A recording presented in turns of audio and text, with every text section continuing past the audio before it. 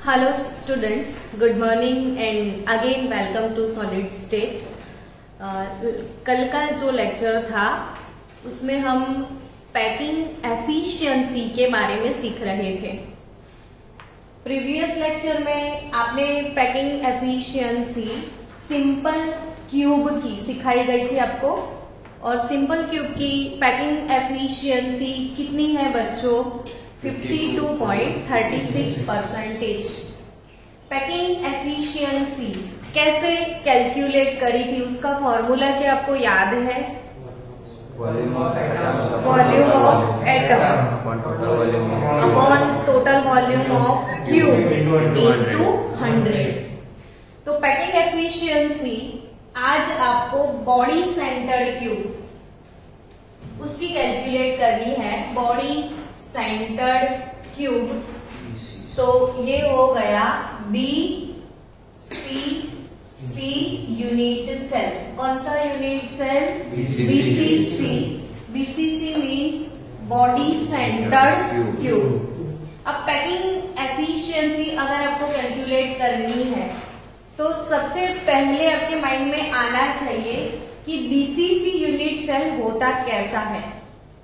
तो actually BCC unit cell ये मैंने बना के रेडी रखा है। आप देखो, आपके घर पे अगर कुछ भी ऐसे बॉल्स पड़े हैं या कुछ भी ऐसा मटेरियल है जिससे आप लोग ऐसे यूनिट सेल घर पे खुद बनाओ, और जब ऐसे यूनिट सेल आप खुद बनाओगे तो कभी भी भूल नहीं पाओगे ये 3D इमेजिनेशन की कहाँ कहाँ पे एटम है।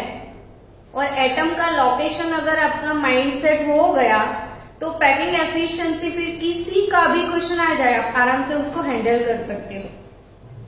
तो आई थिंक ये देखो ध्यान से, ये BCC का एक यूनिट सेल है। आपको दिख रहे हैं ये ऑरेंज वाले स्फीयर कहाँ कहाँ पे है, मेरे को बताओ। कॉर्नर्स पे है ना, तो 8 कॉर्नर पे है ना। और बीच में सेंटर में एक येलो आपको दिखता है। वो सेंटर आप कैसे निकालते हो? बॉडी डायगोनल से। तो बॉडी डायगोनल आपको यही चीज देखना है। देखो, ये वाला जो एंगल है और ये वाला सामने वाला एंगल, दोनों के बीच में एक येलो कलर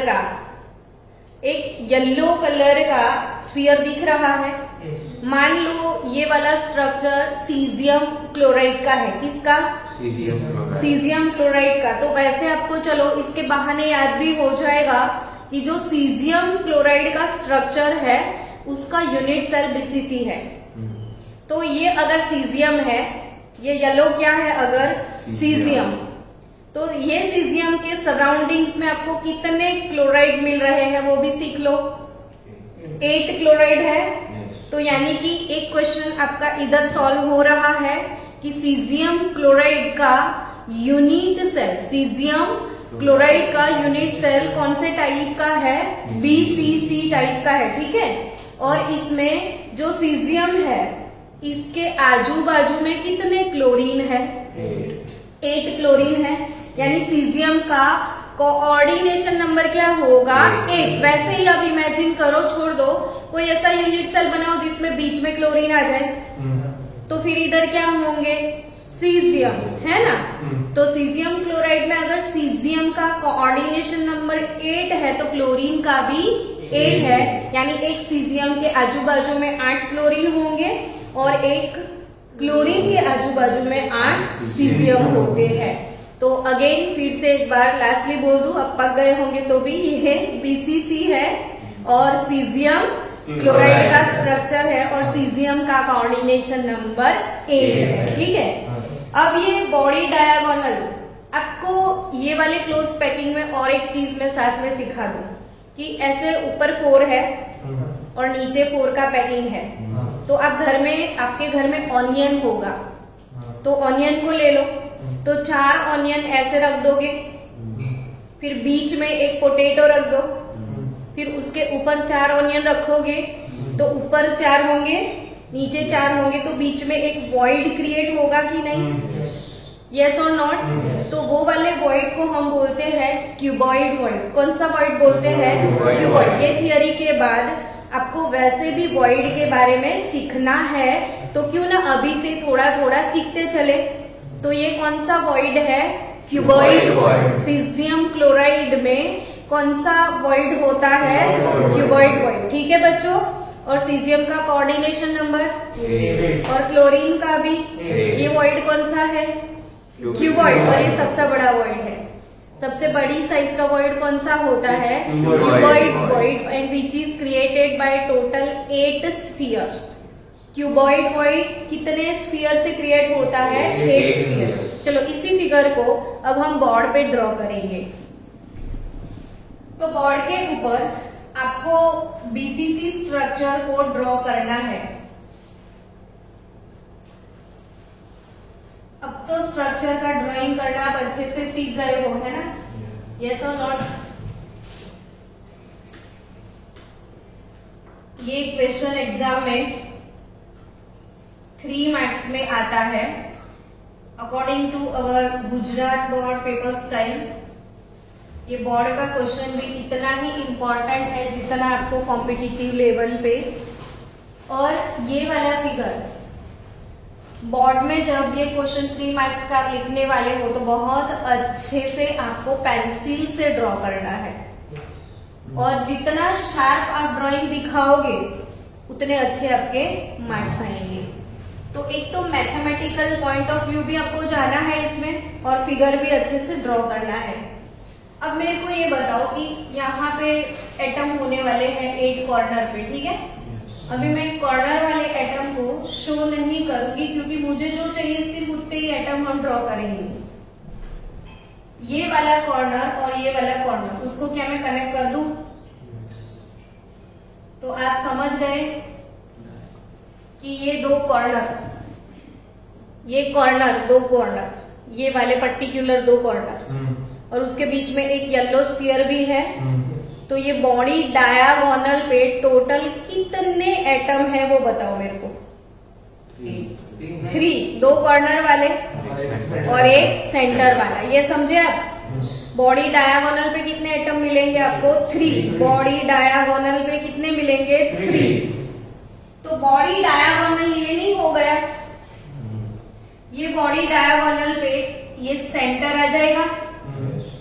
आपको एक एटम सेंटर पे मिल गया, दूसरा ये वाले कॉर्नर पे होगा और तीसरा ये वाले कॉर्नर पे होगा, है ना? Perfect figure. ऐसे आपको फिगर बनानी है। अब स्टूडेंट्स ये वाला जो बॉडी डायगोनल है उसको मैं सी बोल दूं तो आपको याद रखना है कि लेंथ ऑफ बॉडी डायगोनल सी। ये जो पैकिंग एफिशिएंसी की थियरी आप पढ़ रहे हो उसमें कल जो मैंने सिंपल क्यूब आपको करवाया था उसमें ए और आर के बीच का रिलेशन आपको याद रखना है। उसी से ही सारे एमसीक्यू आने वाले हैं।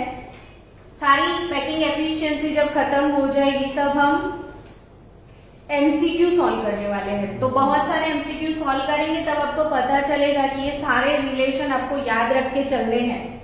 तो लेंथ ऑफ बॉडी डायगोनल सी अभी कैलकुलेट करेंगे तो वो भी आप याद रखना साथ साथ में कि कितना होता है लेंथ ऑफ बॉडी डायगोनल। तो अभी तो मैंने सी अज्यूम कर लिया। अब दूसरी बात कि ये क्या है, तो अगर ये एक स्फीयर है तो ये इसका रेडियस नहीं हो गया,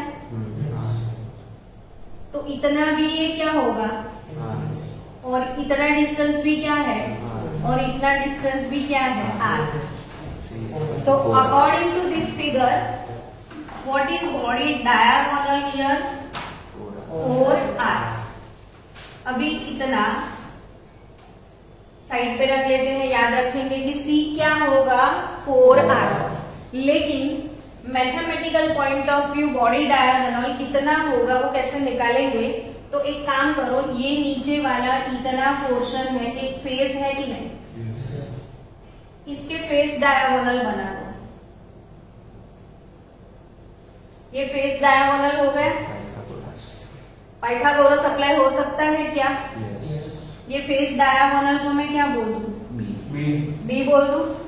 तो मुझे बी का लेंथ कैसे मिलेगा? ये फेस है ना, तो ये एंगल तो 90 डिग्री का ही होगा ना। अगर मैंने इसको बोल दिया ई, इसको बोल दिया एफ और इसको बोल दिया डी, तो for triangle e f d we can apply Pythagoras. E f d, आप इसमें इमेजिन करो कि मैंने नीचे का फेस ले लिया, देखो ये वाला, और नीचे का फेस, इसमें मैंने फेस डायगोनल बनाया, तो ये 90 डिग्री का एंगल मिला।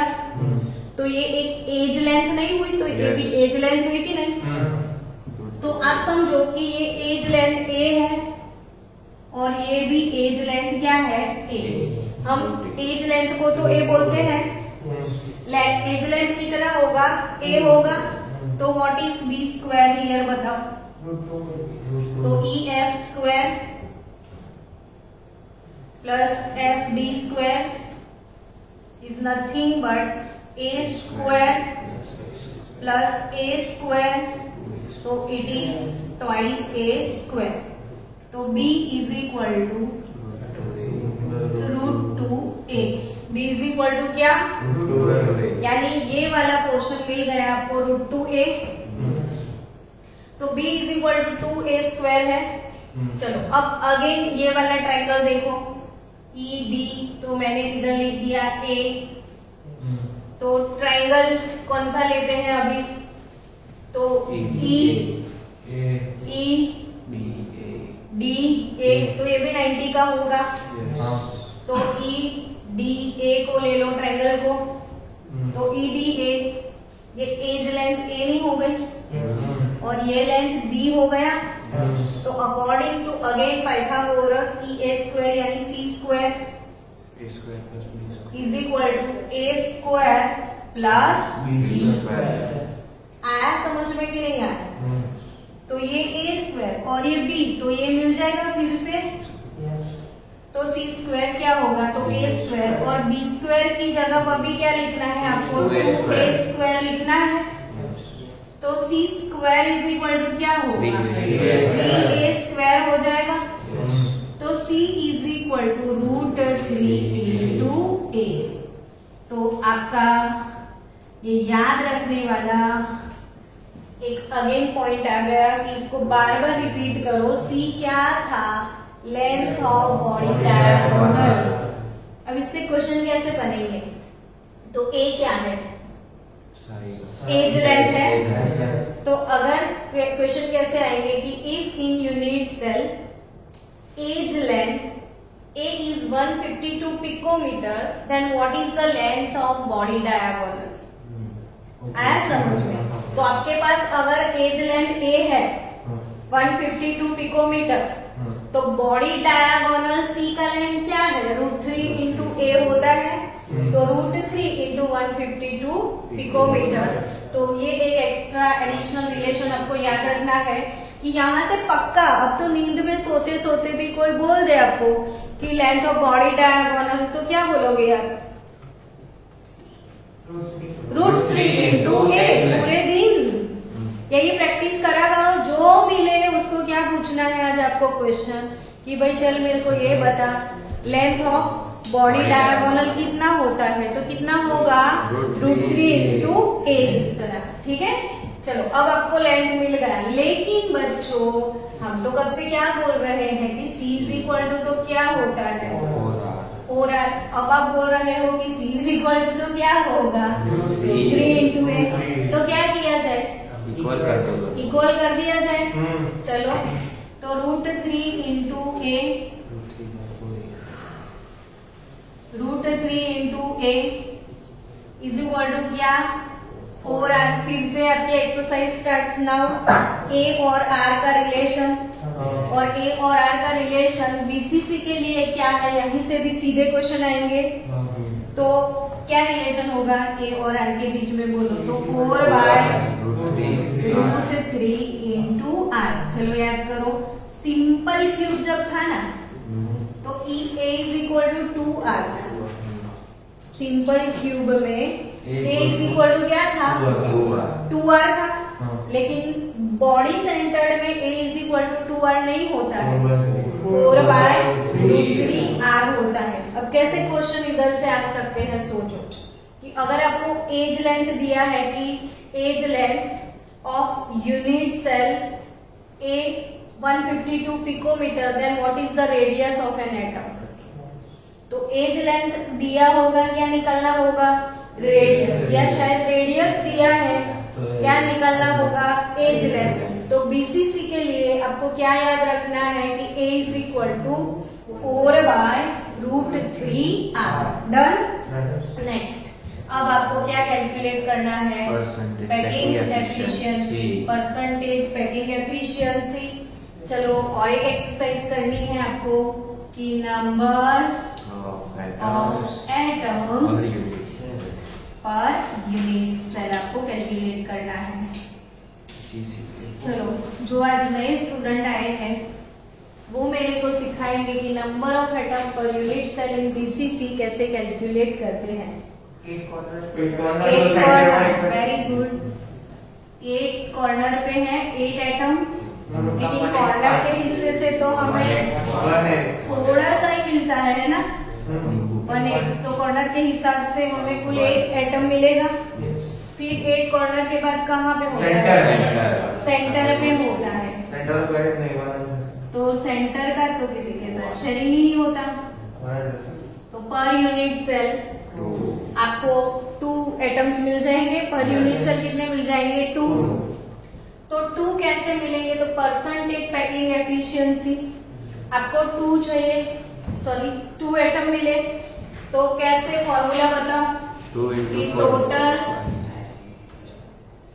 Volume of atom per unit cell upon total volume of cube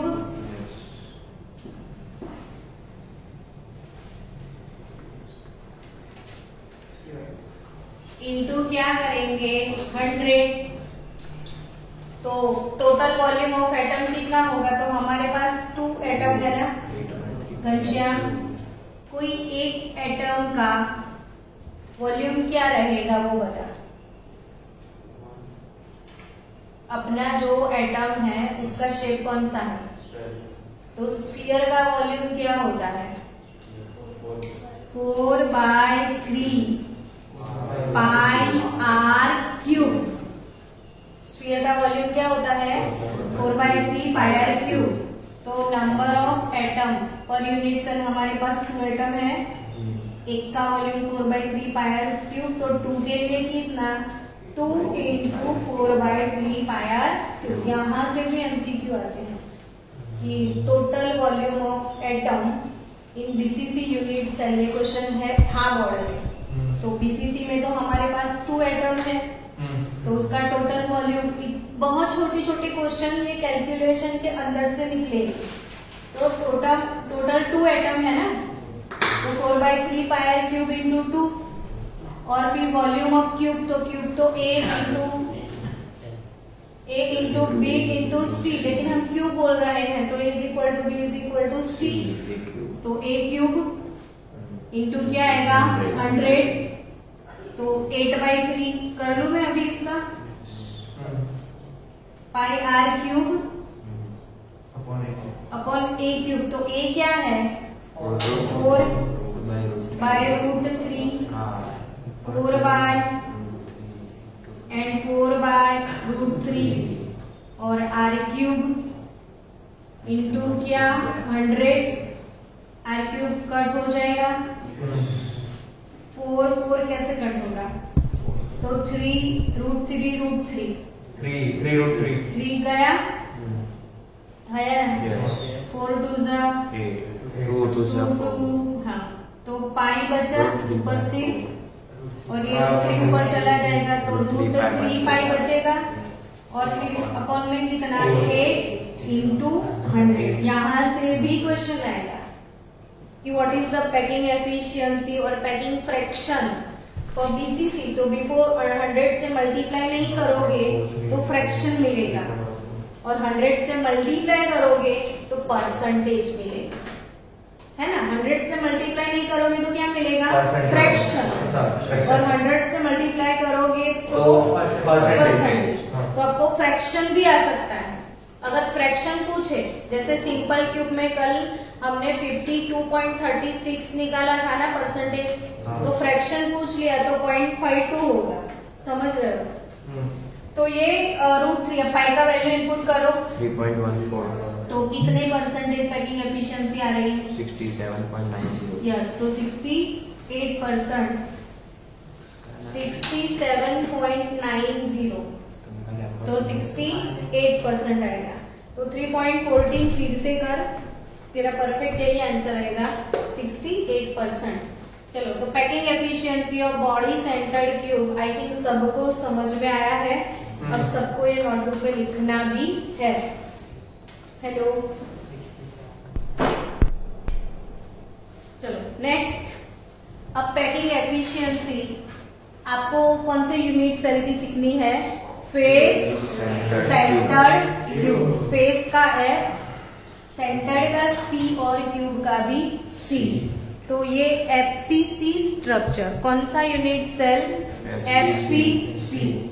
student, मैंने अभी अभी आपको एक चीज सिखाई थी कि BCC स्ट्रक्चर, तो आपको हमेशा याद रखना है इसका एग्जाम्पल सीजियम क्लोराइड।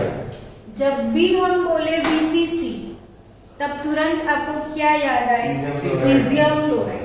और जब आपको सीजियम क्लोराइड याद आए तो आप याद रखो हमेशा कोऑर्डिनेशन नंबर 8। और जब भी 8 याद आए तो याद रखो कि वो कौन सा वॉइड है, वॉइड। कौन सा वॉइड है, और सबसे बिग वॉइड, लार्ज वॉल्यूम या लार्ज साइज का अगर कोई वॉइड है तो वो कौन सा, क्यूबॉइड वॉइड। अब आप FCC अगर बोल रहे हो तो जब FCC बोलो, क्या बोलो, जब भी FCC बोलो तुरंत उसके साथ बोलो CCP। यानी जो FCC स्ट्रक्चर है वो ही CCP है। तो कहीं कहीं CCP लिखा होगा, कहीं कहीं FCC लिख के आएगा, लेकिन जहां भी CCP लिख के आता है आपको क्या समझना है कि वही स्ट्रक्चर कौन सा है, FCC का। अब FCC यानी फेस सेंटर्ड क्यूब, लेकिन what is CCP, cubic close packed. CCP यानी क्यूबिक क्लोज पैक्ड। एक ट्रिक मैं हमेशा जो खुद से बोलती रहती हूँ, आप भी मेरे साथ वही चीजें बोलते रहना कि CCP तो सिल्वर एंड Cu, कौन सी दो मेटल है जो CCP में क्रिस्टलाइज होती है, मेटल समझ रहे हो आप। और मेटल के अंदर जो एटम की अरेंजमेंट है, all metals are crystalline solid, वो हम पहले पढ़ चुके हैं कि जितनी भी मेटल है वो कौन से सॉलिड है, क्रिस्टलाइन सॉलिड।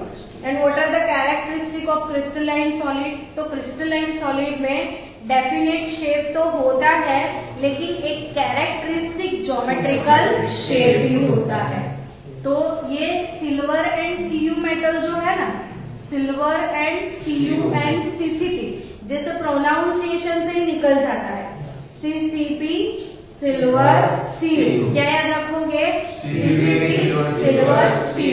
और आपको पता है कि सिल्वर और Cu ये दोनों कौन सी मेटल के साथ सबसे ज्यादा मिक्स किए जाते हैं, तो गोल्ड। तो Ag और Cu के साथ मिक्स क्या होता है, जनरली गोल्ड। तो गोल्ड में सिल्वर भी डाल सकते हो, गोल्ड के अंदर कॉपर भी डाल सकते हो, ये दोनों का अलॉय बन सकता है। तो और एक चीज याद रखो साथ में कि अलॉय उन लोगों की बनती है जिसका क्रिस्टल स्ट्रक्चर सेम होता है। अलॉय किसकी बनती है, क्रिस्टल स्ट्रक्चर से। अलॉय समझते हो कि 2, 3, 4 मेटल को मेल्ट करके मिक्स करते हो, इसे क्या बोलते हैं, अलॉय।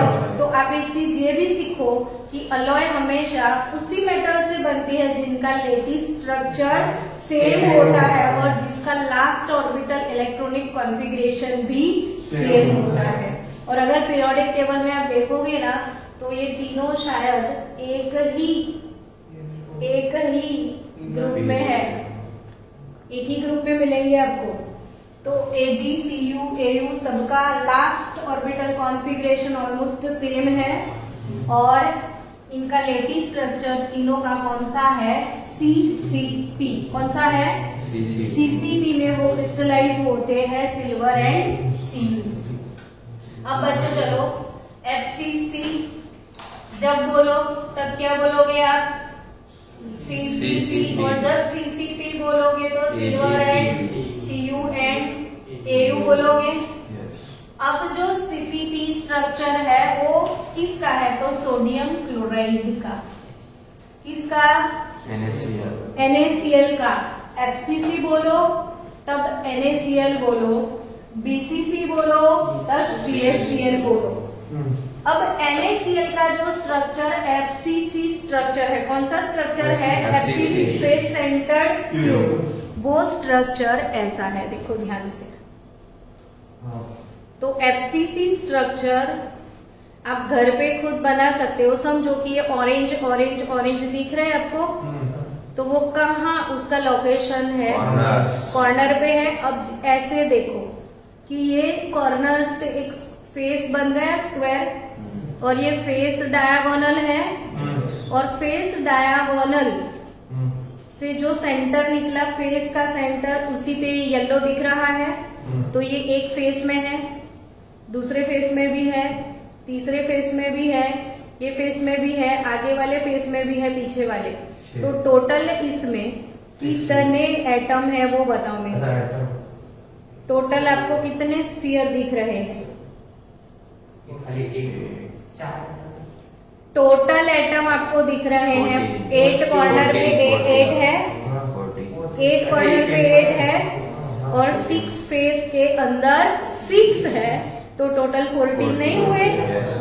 8 कॉर्नर वाले और 6 फेस वाले, समझ रहे हो? 8 कॉर्नर और 6 फेस, टोटल कितने हुए?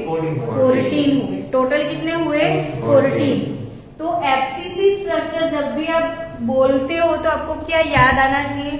Sodium chloride. ये स्टूडेंट सोडियम क्लोराइड है और अगर ये सोडियम क्लोराइड है तो आपको अभी इसमें 14 जो दिख रहे हैं ना, वो क्लोरीन है।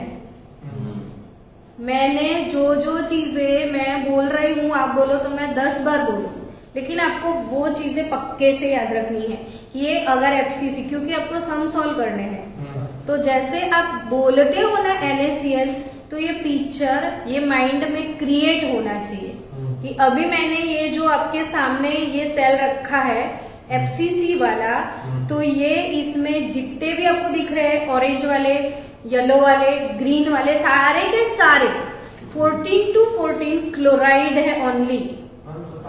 तो फिर Na किधर गया है ना, वही सोच रहा है ना।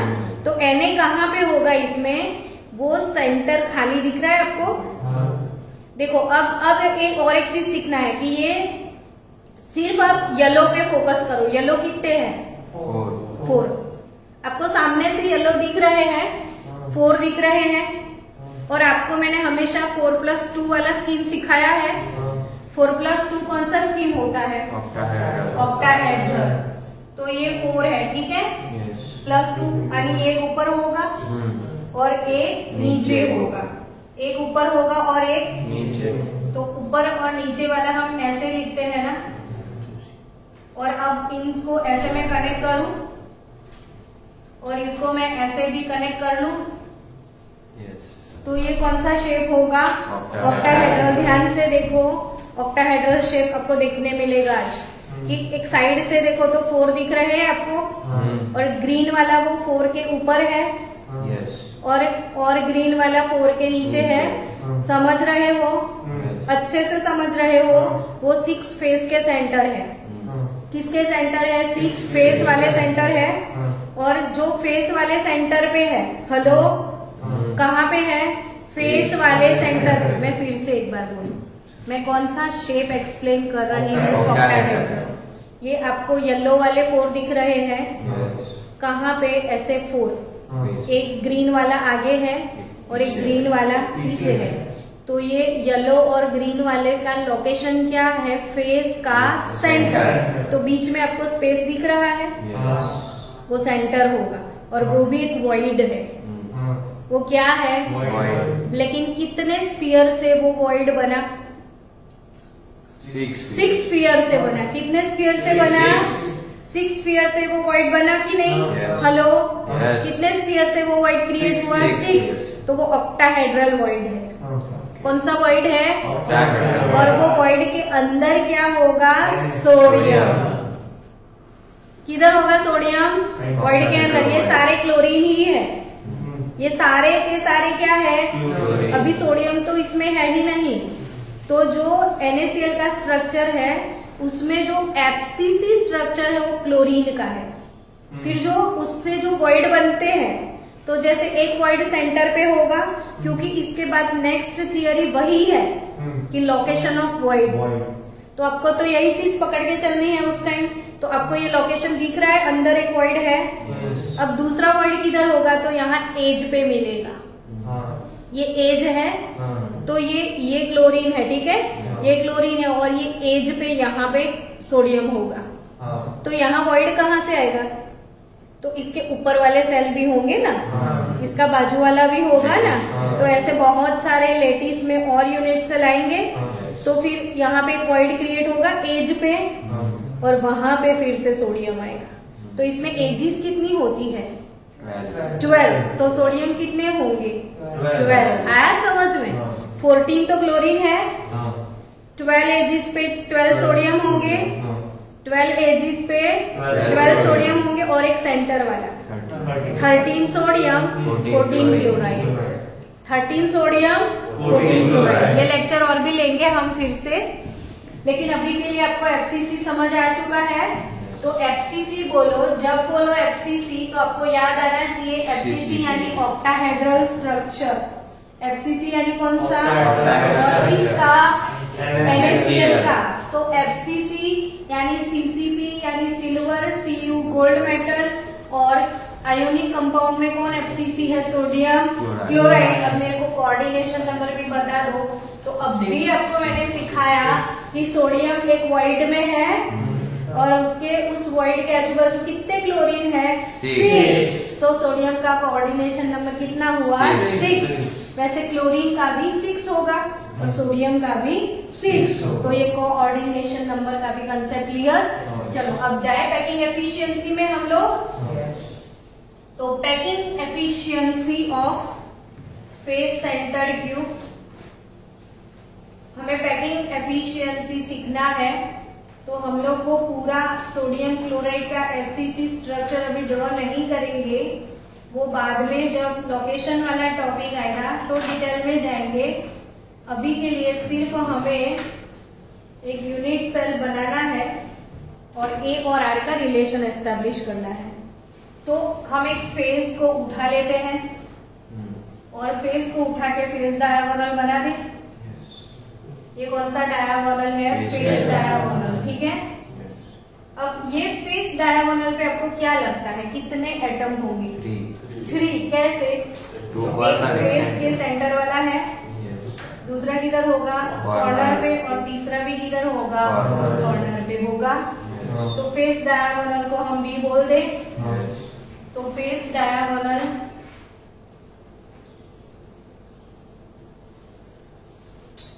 Length of face diagonal B है हमारे पास। तो वो B कितना होगा? तो रेडियस रेडियस रेडियस रेडियस। तो B is nothing but 4R। Yes और नो? ओके। तो B इज इक्वल टू कितना हुआ? 4R।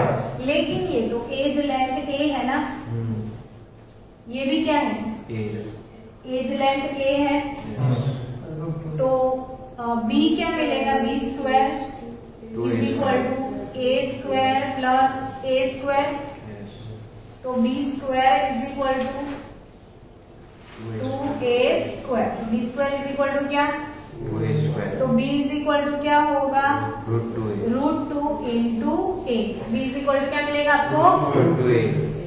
√2 into A। तो B square is equal to 2A square. So B is equal to √2 into A, but we know that B is equal to 4R is equal to √2 into A. So what is the relation between A and R? A तो A is equal to 4 by 4 upon √2 into R हो जाएगा। अब बच्चों 4 और ये √2 मतलब क्या, तो कि √2 मतलब तो √2, लेकिन ये जो 4 है ना वो 2 इंटू 2 और 2 is nothing but √2 into √2 into 2 into R लिख सकते हो, तो ये कट हो गया। तो A is equal to R हो गया, R। तो ये रिलेशन और एक आपका डिक्शनरी में एंटर हो गया। सिंपल क्यूब बाद में उसको लिखते हैं। चलो अभी हमें चाहिए क्या, number of atoms per unit cell, number of atoms per unit cell, unit cell. Shubh, चलो सिखाओ मेरे को नंबर ऑफ एटम्स। यस, एक कॉर्नर पे होंगे, कॉर्नर वाला शेयरिंग अपने हिस्से में, एक लिंबू वाले वाला है। चलो और 6 फेस पे है ना, 6 कहाँ से है, फेस पक्का शेयरिंग हाफ, तो 3 और टोटल 4 मिल जाएंगे। चलो अर्पित परसेंटेज पैकिंग एफिशिएंसी का फॉर्मूला बोलो। Total volume of atom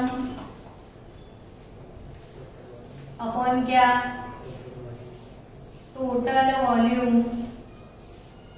of cube into क्या 100।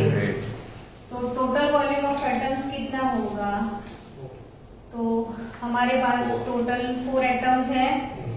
घनश्याम, कोई एक एटम का वॉल्यूम कितना लेना है, 4/3 पाई R⁴। बच्चा इंटेलिजेंट बन गया। चलो volume of cube, cube A cube तो 2